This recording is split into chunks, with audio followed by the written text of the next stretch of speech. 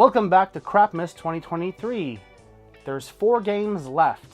Yay! So that means 4 more chances to potentially find a good game, right? Right. Anyways, I'm gonna go with the small one here. That sounds Game Boy game. A Game Boy game. Bah.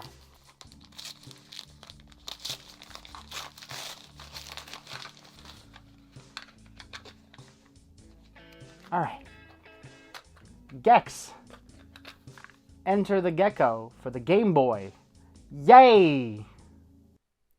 Alright, time for some Gex on the GBC. Yeah, okay, so Gex Enter the Gecko is one of my all-time favorite games, and it's taken me a while before I even took the chance to play this the Game Boy Color version, because I've heard bad things about it, but no, it seems so far like a 2D version of Gex. I mean, I feel that it's a lot like anyways, the first Gex on 3DO and then PlayStation was in 2D, so this feels a bit like a return to form, but that game also was designed specifically to be in 2D and had obviously better graphics, better everything. This is a Game Boy Color game, not a Game Boy Advance game. The thing that strikes me the most at first is that the levels are pretty much the 3D levels, or at least the ideas in the 3D levels. Like if you have a section where the flowers hit you, or a section where there's heavy things that are going to drop on your head, the sections seem pretty much like taken like if you could imagine like the scenes of a movie where the sections in a level, if you saw it that way, then yeah, this game has the same quote-unquote scenes or the same sections in the levels. It's just that it's all made to accommodate this sort of weird 2D slightly stiff level design. It's unfortunately one of those where the fuck do I go kind of games.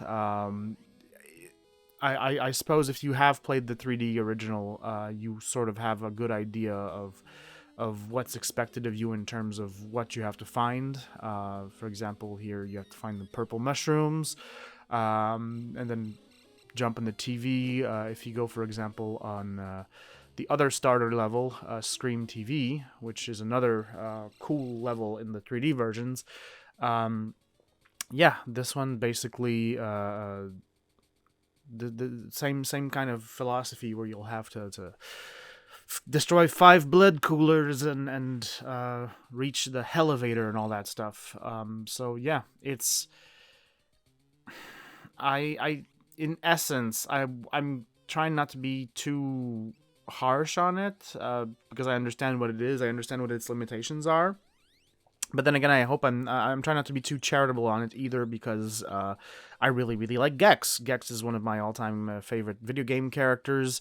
My dream is to work on a Gex 4. I mean, you got a platformer mixed with movie and TV references. Like, sign me up, you know.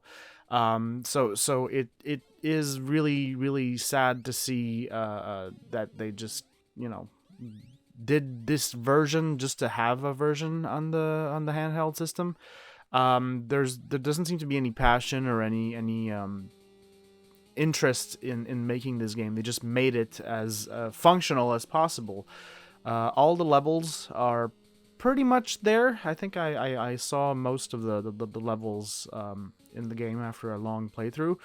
But yeah, it's trying. I mean, you got your little cinematic level videos at the beginning of the level that shows you where to go to a point, but a map screen would have been nice, a radar would have been nice, but again, this isn't the 3D one doesn't have those things. You just have to figure it out yourself. But the 3D one also doesn't have like backgrounds that repeat, and it become just a complete like mishmash of the same visuals. Like, for example, Circuit City here, which Circuit Central, which was already in the 3D versions kind of samey in terms of the look of the each room felt like the same kind of room. It was easy to get lost. Well, in this version here, It's ironically a bit more streamlined, but it's still easy to get lost. A lot of times I thought I was in a new room, but it turns out I just fell back down to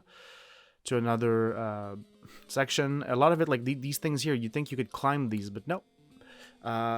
Same thing with the collectibles. In essence, it's the same thing.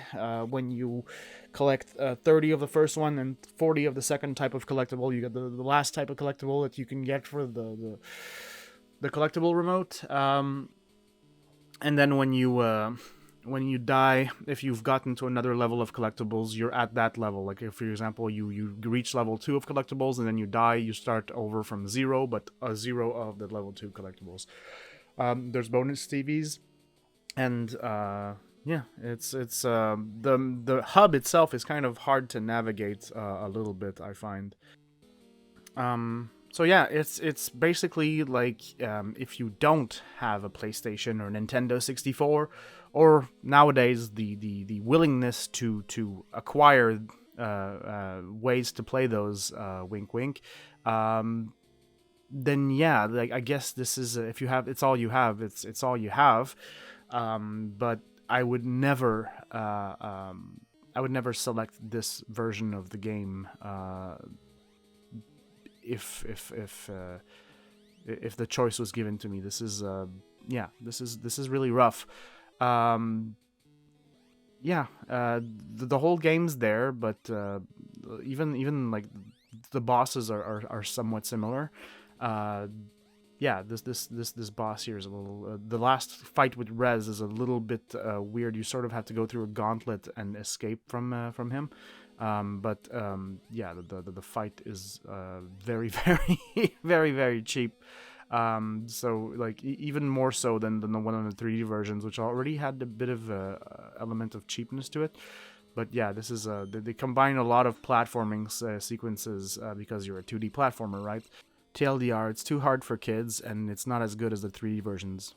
I'm gonna make a complaint for Gexual harassment. That's right, Santa. You give me shitty games, I give you shitty jokes. That's the way it's gonna be, baby. Anyways, I'll see you guys tomorrow for the final 3 games. 2023. Oh yeah.